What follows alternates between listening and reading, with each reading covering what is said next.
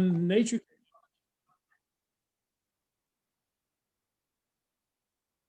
Welcome to the Nature Club monthly Zoom meeting of June 15, 2021. Today's program, our speaker is April Sansom. The topic is Selah, Bamberger Ranch Preserve. About our speaker, Dr. April Sansom. April holds a PhD in Environment and Resources from the Gaylord Nelson Institute for Environmental Studies at the University of Wisconsin-Madison. Her dissertation focused on the intersection of community-based conservation and rural development and how these disciplines can be combined to empower local people to be stewards of their own landscape.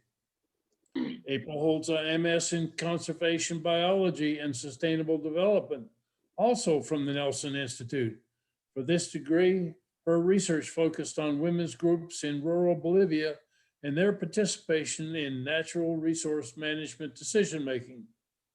Before graduate school, April lived in the Philippines for over 3 years, first as a United States Peace Corps volunteer, and then as a community organizer for the Philippines Program of Conservation International.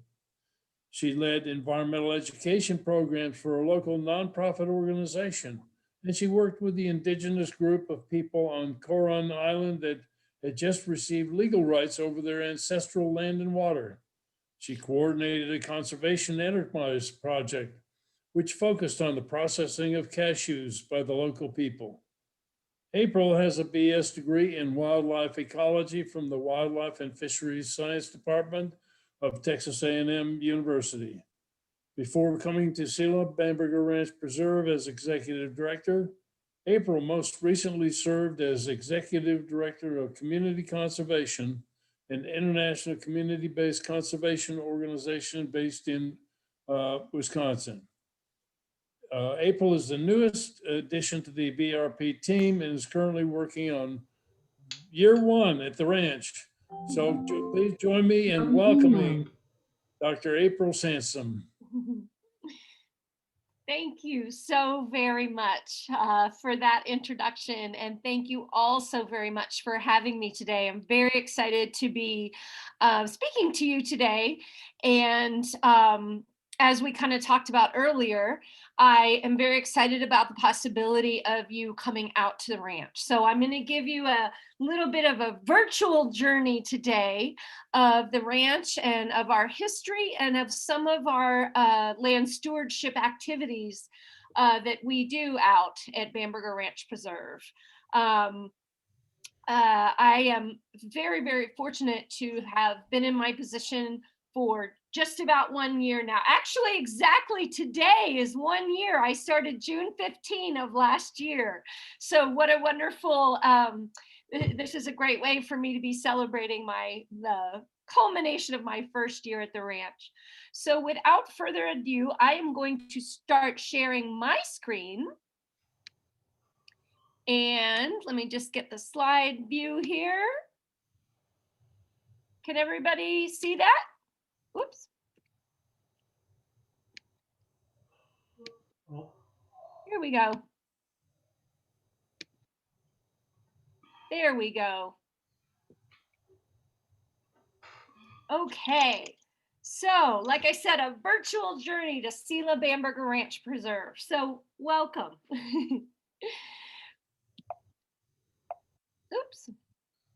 I'm gonna have to use these buttons. There we go. So J. David Bamberger is a really, really interesting person, a real pioneer when it comes to landscape restoration. Nowadays, students can get a graduate degree in ecological restoration. But back in the day when David Bamberger started, it was something that no one had really heard of. And he credits his desire to engage in ecological restoration and land stewardship with his mother. Her name was Hester, and she gave David a copy of a book called Pleasant Valley by Louis Bromfield when he was a teenager. And he credits her gift of that book to him as really being the inspiration for his desire to think about his place in nature conservation and think about his place in ecological restoration. And that's really important because J. David grew up in a rural situation in Ohio, very non-privileged situation. They didn't have plumbing or electricity when he was a small child. And he decided after being in the military and going to college on the GI Bill, he decided to come to Texas to try to make his way in the world. And he started out as a vacuum cleaner salesman. And he did very well at that. And one day he was approached by one of his colleagues who asked him to help figure out what to do with two very small fried chicken restaurants that his colleague had inherited. And together, that colleague's name was Bill Church. And so together they built Church's Fried Chicken. And that is how J. David suddenly became a person who had the means to buy the first 3,000 acres of Bamberger Ranch Preserve, part of what's now Guadalupe River State Park, which is something we just talked about. That's how that happened for J. David. And so he immediately, when he was able to do that, he immediately set his mind to focusing on these values from this book, and the values that his mother instilled in him in terms of ethical land stewardship and ecological restoration of the landscape. So that's a little bit of background on J. David. In 2002, J. David was really starting to think about how to protect this, what you're looking at, this landscape that he had restored, and we are still in the process of restoring in perpetuity. And so that's when he created, along with his late wife, Margaret Bamberger, created the 501c3 organization for which I work now. And so we are a nonprofit organization, and all of the land J. David donated to that nonprofit. So that is exactly how we function today, and that is exactly how we are going to make sure that this land is protected in perpetuity. And so this particular slide is an example of one of the spots on the ranch. One of our themes in terms of our story, Bamberger Ranch Preserve, is water. We all know that in Central Texas, with water, it's feast or famine, and we have to be thinking about our water resources. And when J. David bought the land in 1969, it was when he bought the first 3,000 acres. There really wasn't any water on the landscape. And you can see that this is a nice body of water. It's a small lake. It's an impoundment. We're on the headwaters of Miller Creek. And so one of the things I'm going to be talking about quite a bit today is how we got to that state where there really wasn't any water on the landscape to now where we can have beautiful green trees and even a little lake to swim in the summer. So this is what the landscape looked like when Mr. B, as we call him, bought the property in 1969. This is what we call a cedar monoculture. All of these trees, basically all of the trees that you're seeing in this photograph, are ash juniper. Here, of course, in Central Texas, we call them cedar, but their proper name is ash juniper. And they are a native species, but before European settlement, they didn't grow all over the hillsides like they are in this picture. Due to fire suppression and overgrazing, they were able to spread out all over the hillsides. And so the problem with that is that you have a monoculture, you don't have much for your wildlife to eat, and you have those cedar trees basically drinking a lot of water. They're evergreen, they're green all year, so they drink a lot of water out of the landscape. So I like this picture because this is J. David himself. He was still living in San Antonio until the mid 90s. So that's basically 22 years. He would come out to Selah every single weekend and work. And he just had his 93rd birthday on Friday, and he still works outside somewhere on the preserve pretty much every day. So it's pretty amazing in terms of that activity of his. Now, as I mentioned, when Mr. Bamberger first started, nobody really was talking about ecological restoration. It really wasn't a thing. It wasn't it really didn't exist at that time. And so by trial and error, he started to figure out how to do it. He really pioneered it. And he did some things that he now knows that he wouldn't do again. And this is an example of that. One of the ways that they cleared all that cedar back in the day was that they basically used 2 bulldozers and a chain between them to tear down all those trees. And now we understand that certainly that does get rid of the cedar, but it also gets rid of desirable species that we want to encourage on the landscape rather than take off the landscape. So that's why I include this picture, because it's very illustrative of how much we've learned along the way. And that's, of course, part of the mission of our nonprofit, is to share what we've learned with other people who are engaging in land stewardship. This is what they did back in those days with the cedar that was removed from the landscape. They burned the slash piles. And nowadays, we don't actually encourage that anymore. We tell people that slash piles are great for to leave there to just decompose naturally on the landscape and provide some cover for songbirds and grassland birds and other wildlife. Here's a picture of a tractor lightly disking the land, trying to get the, after the cedar were cleared, trying to get the native seeds to germinate in the soil. And here's a picture of Mr. Bamberger himself hand spreading some native grass seeds. Like I said, one of our main themes at the preserve is water, and that is directly tied to grass. And the reason why that is, I will talk more about that in just a few minutes.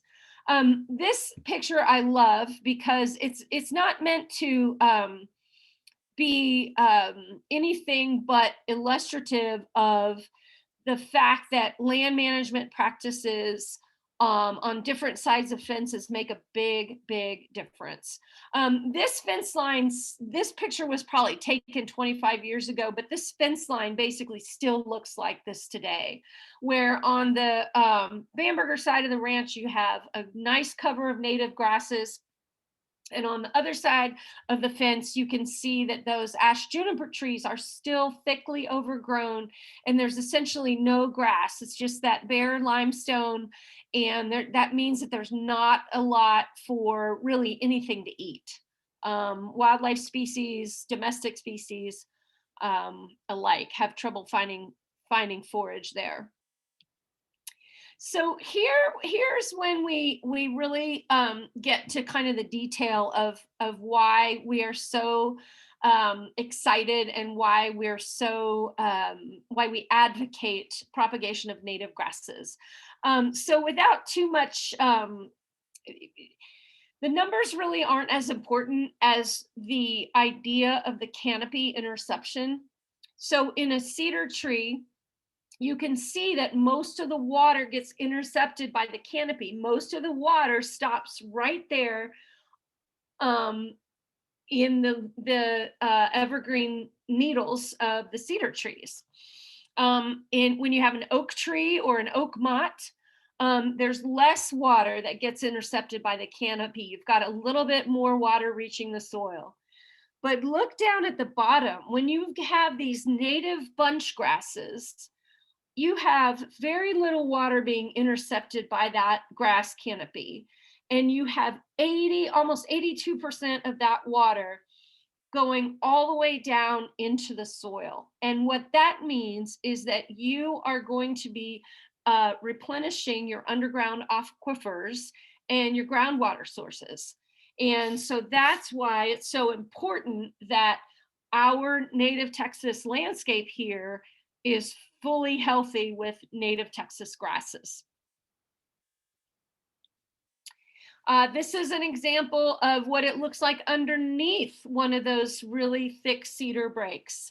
You can see that there's basically not anything really growing on the ground. You've got a heavy shaded area, and you've got a layer of needles on the ground that really prevents many trees or young seedlings from making their way into this thick cedar forest. We do have a cedar break still on we have several cedar breaks on the preserve now. And that's for a couple reasons. One is, again, it's a native species.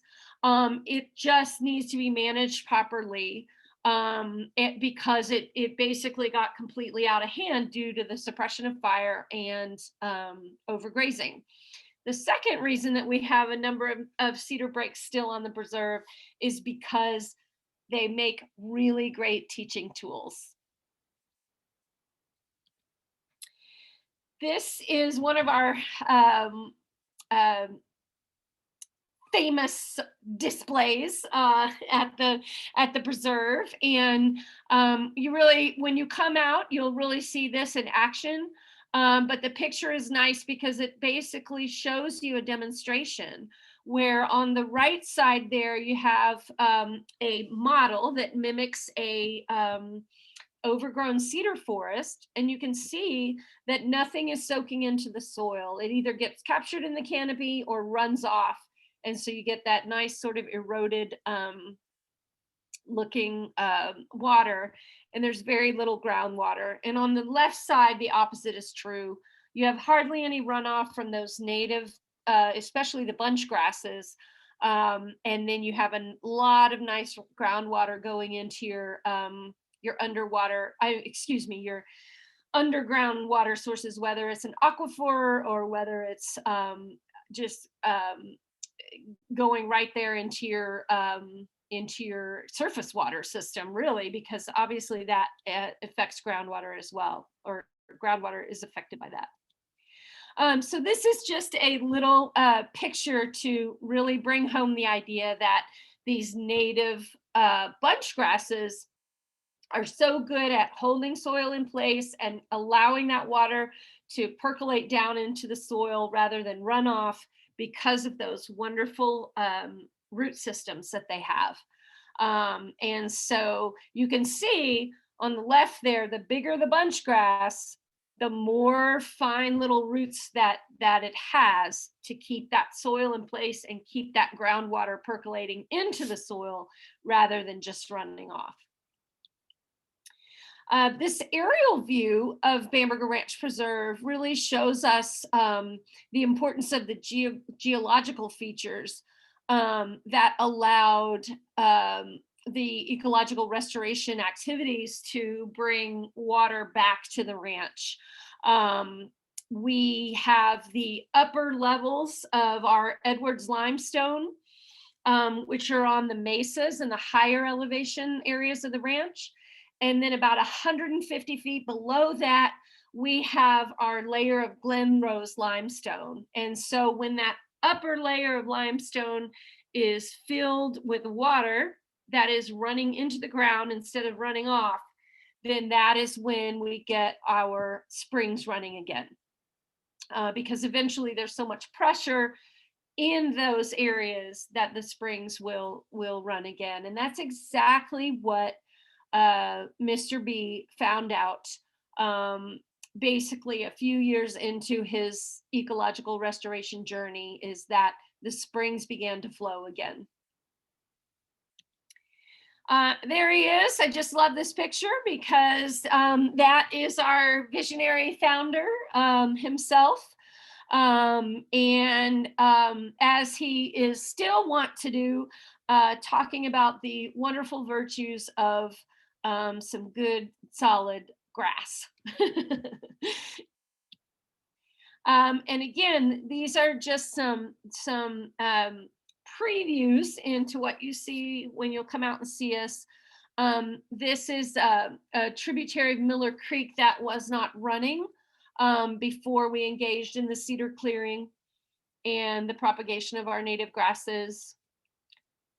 We do have some, we had a wonderful, wonderful colleague for many years who unfortunately we lost in January. And he built a lot of these structures that help us manage our water resources on the preserve. This is one of the impoundments that he built. And again, these are all small impoundments on tributaries or Miller Creek itself that all have purpose in our water management activities and our programming activities. We do host summer camps in the summer where kids will spend a lot of time in the water in the summer when they come to our camps. Another view of Madrone Lake, again, that's the headwaters of Miller Creek.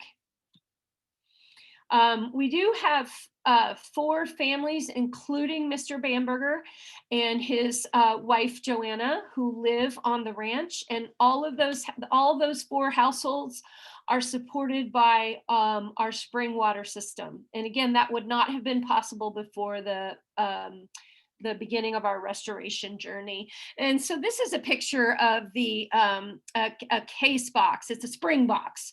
And so it's how we harness the spring water.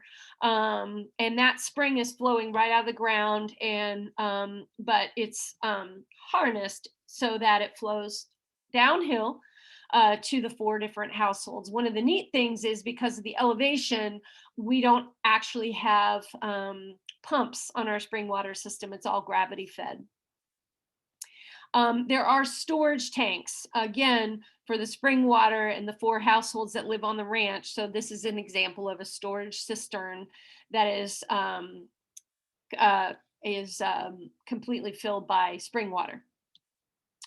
And this is an example of when there's excess spring water, apart from what the needs of the households, which there usually is, especially when we've had as much rain as we've had in the past month, then the extra water goes to wildlife tanks, which allows us to have a wonderful variety of wildlife on the ranch. Here's a great blue heron that's just caught his dinner. We have wild turkey on the ranch. We do have this wonderful little guy, golden cheek warbler, that is a federally endangered species. It's also very interesting to mention this bird because this bird actually needs old growth cedar, not the young cedar trees, but the old growth ones for its nest making material. So that's another reason why we don't clear cut cedar anymore. When we do cut cedar, it's selective because the mature cedars are important for this bird's nesting activities, and we're very proud to have this endangered species on the preserve. I think this is, yes, common collared lizard. We have a lot of neat reptiles and amphibians on the preserve. And here's a friendly porcupine. Friendly if you're not very close to him, right? Friendly if you give him plenty of space. Of course, our wonderful, I feel like this is a Texas mascot, our 9-banded armadillo. And we do host all sorts of wonderful insects, including monarchs, on the preserve. And we are we're happy about the habitat that we provide and the pollinating the plants that these and other insects depend on. Whoops. We still engage. I mentioned that ecological restoration is a journey, and we still engage in carefully managed land stewardship activities. We do use prescribed burns as a tool to maintain our grasslands. We do have a small herd of cattle on the ranch now, which we rotate frequently as a tool of land management.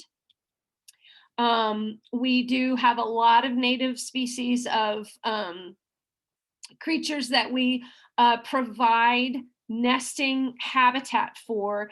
Wood ducks are cavity nesters, but they don't have the ability to excavate their own cavities.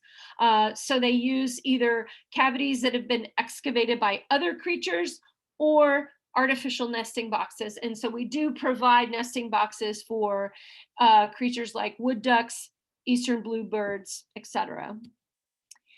We also have a man-made bat cave on the preserve. Jay David, again, he's an innovative, visionary, creative person.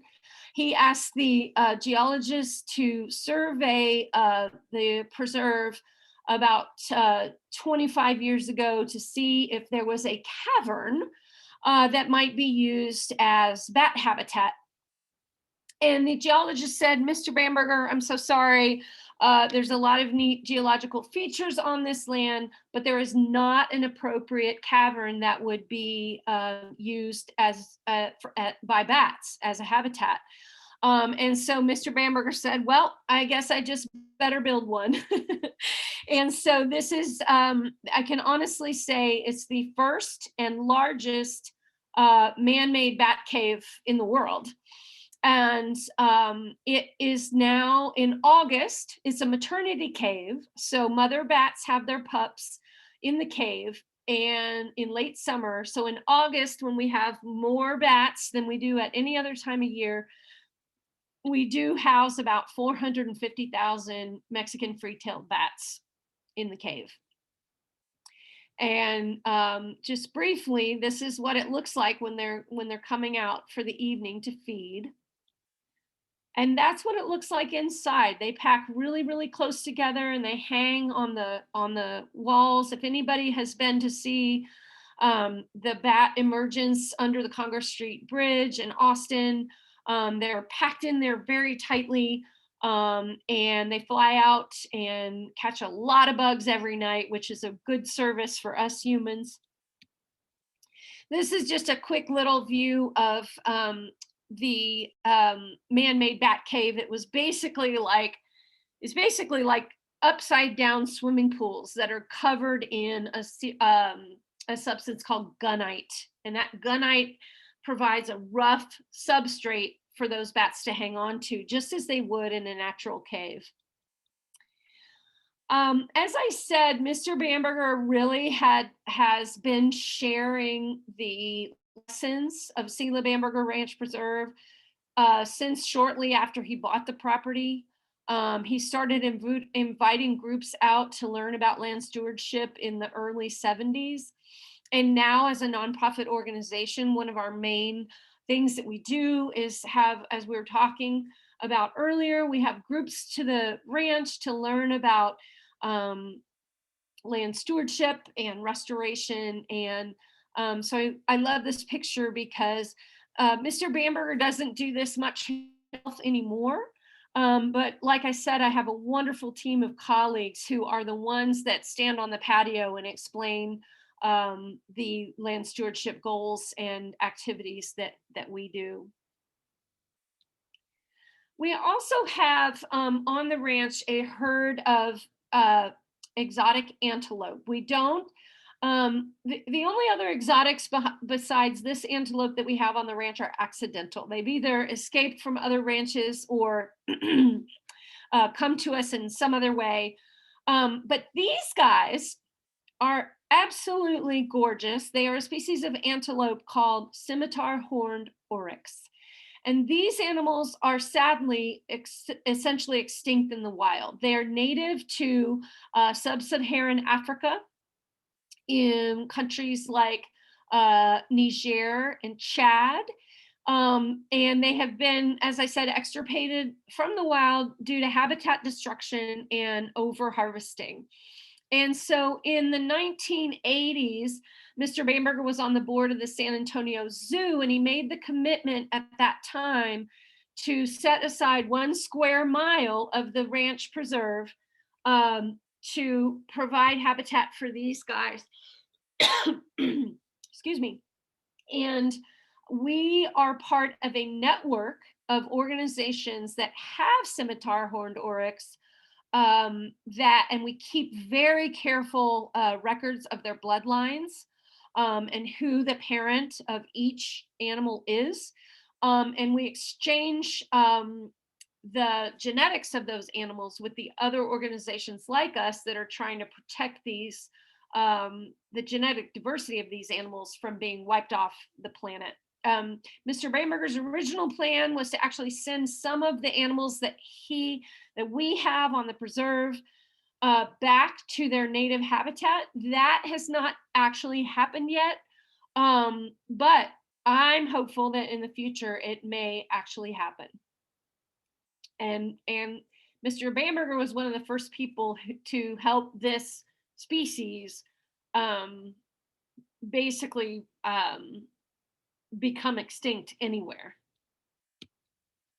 And there's another picture of those antelope, and you can see their ear tags. And that's how I was saying we keep very close records of their genetic line and their genetic material, and that's why the ear tags are there, to help us identify individuals. This is a dinosaur track. We have dinosaur tracks on the property, which we use in our environmental education programs, especially.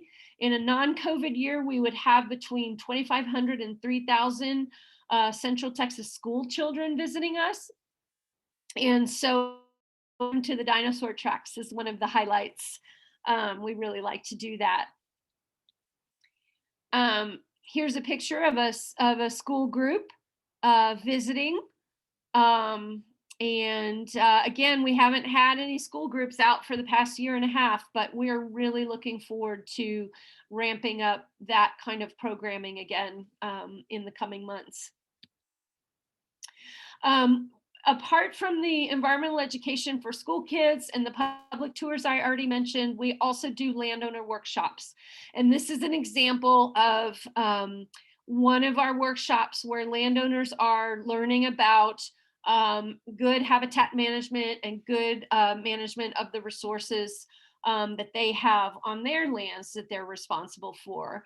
Our workshops are very intense. It's an entire day, a lot of learning, and they're very, very good. It's our biologists who lead those workshops, and they're very well done. Another picture of some children learning. The discovery aspect of our environmental education program is how we started, and we're very proud of that. We're also very proud of the fact that now we have evolved that environmental education program a little bit into more science-based, where students are really getting a hands-on experience of what is so important about science in environmental conservation. I just put that in there because I love those kids looking at the birds with their binoculars. So I mentioned before that we have a new building that was completed in 2018. It's called the Margaret Bamberger Research and Education Center. There it is. And the idea behind it is to provide a space for hands-on science for school kids, but also a place for college students and researchers to come out and continue on the journey of informing good conservation through science. So you can see that it's a really nice facility. And we do, one of my colleagues is a herpetologist, so we do have some live snakes and lizards that live in the building. And we really think that is what is going to help move our organization into the future and make sure that we're following our mission of protecting the 5,500 acres that we have under our care, but also making sure that we're following the other part of our mission, which is to help people understand the importance of not only restoration, but of ethical and sound land stewardship, and of the ability to have a place where people can go and take a moment to think about how important nature is to all of us, how the services that it provides to us, and how rejuvenating it is to visit a place like Selah and take a moment to really stop and reflect and think about what nature gives to us. And so we encourage everybody who comes out to see us to take a moment to do that. Yes, and I think I might just have, I just have an example of, we have a couple of books written about us. Seasons at Selah is The Legacy of Bamberger Ranch Preserve. It's a beautiful book about our preserve. And then Water from Stone is actually, and this might be the book that Judy has. It's a story of the story of Selah Bamberger Ranch Preserve, and it's really talks a lot about a lot more about the history of J. David Bamberger that I sort of gave you a nutshell of, and how intertwined his vision is with the landscape that we are the caretakers of at Selah. And there's our website in case you want to look up more about us. If you do use social media, it's fun to follow us on Facebook and Instagram. And like I said, we definitely want to see you out at the preserve at some point so that you can see in person some of the things that I've been talking about today. So thank you very much again for having me, and thank you for listening to me during my presentation. And I would love it if anybody has questions or anything. I would be absolutely happy to continue our discussion and answer any questions. Well, fantastic, April. And of course, people have questions. And one person just made a comment that they wished that our grounds department could use some of your the techniques in the native areas of Sun City. So that's probably a good point. Go ahead. Point. And I just want to say that one of the things that we talk about a lot is that we have under our responsibility 5,500 acres, but we love working with landowners who have 3 acres, 2 acres, whatever it is, because even if you're working with a smaller piece of land, you can still really think about those native species and good land stewardship, no matter what size acreage you're responsible for. Good point. We have a question. Is the preserve totally restored now? That is an excellent question.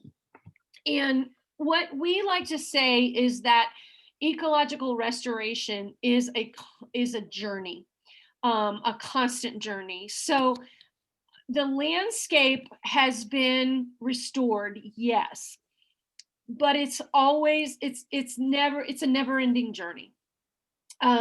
We still selectively harvest or selectively cull ash juniper trees.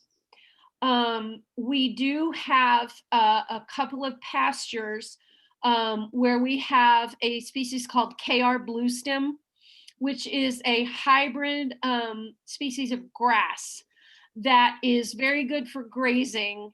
It's not great in terms of when you want to try to get rid of it.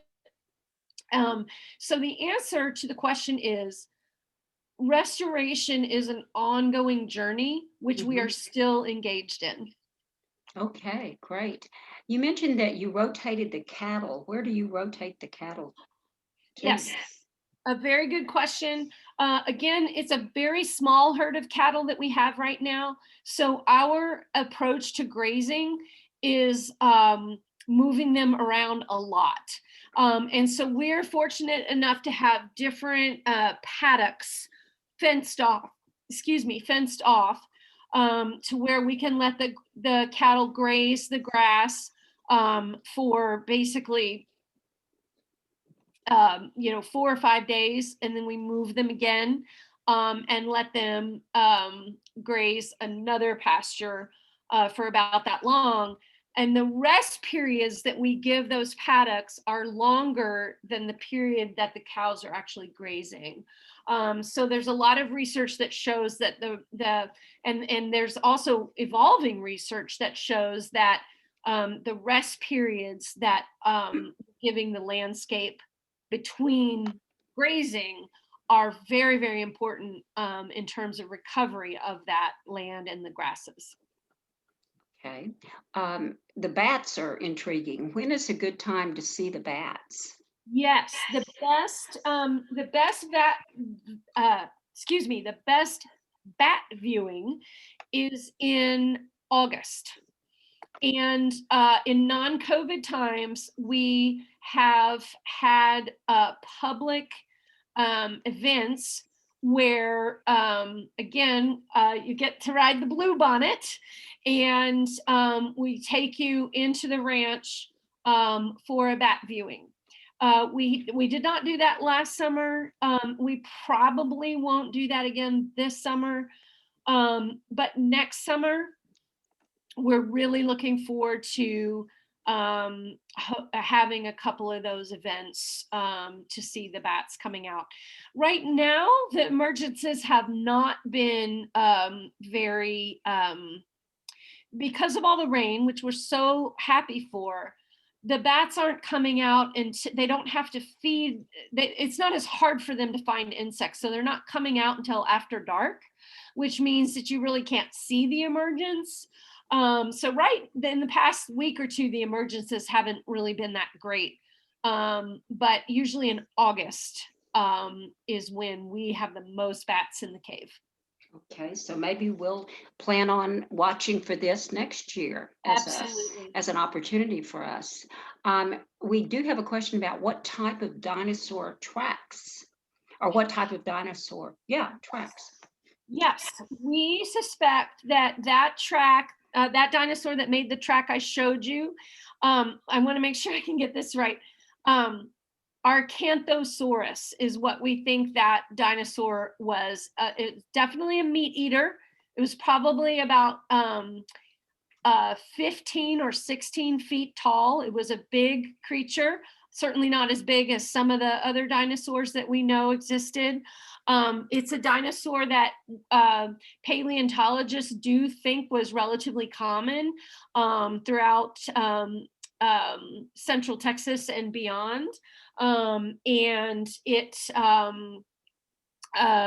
we also believe that those tracks were made when Central Texas was essentially a shallow sea. And so that would have been sort of a muddy, sandy area where that dinosaur walked. Wow. Is the ranch fenced with deer-proof fencing? That's a great question. We have about 1,200 acres of the ranch that are low fenced, and the remaining roughly 4,000 acres are high fenced. The advantages and disadvantages of high fencing and low fencing is something that we talk with landowners a lot about. High fencing is great for keeping things that you don't want to come in out. You also have to be a very, very, very careful wildlife manager because you're not getting cross pollination. You have to really make sure that you're managing your wildlife that live inside that high fence really well. Luckily, we have an amazing wildlife biologist who's our ranch manager, and so he does a really good job of that. And so we're both high and low fenced. Great. Okay. We have another just a comment about getting more involved in being involved in the green belt and that sort of thing. And I think that's making us think we do want to get more involved in all sorts of land management. So that's going to be a process, I think. But everyone has been commenting on how much they've enjoyed this program. And Alice, I could change you to Alice, but I guess April, we really, really appreciate your being here with us. And we're hoping to come out and see you very soon in person. And if anybody has another question, want to write it real quick, because we just have really, really enjoyed having you here. And we're thinking we'll be out maybe in the fall or in the spring for sure with a trip to come see you. Absolutely. And feel free, Betty and Candy, feel free to share my email address with anybody that would like it, but particularly whoever ends up being the sort of coordinator for your visit. And so feel free to pass my email address around. We certainly will. And thank you again, April. Thank We you really, so much. really appreciate it. Well, this has been my pleasure. And I thank you very much for inviting me to be a speaker at the Nature Okay. Club. Thank you.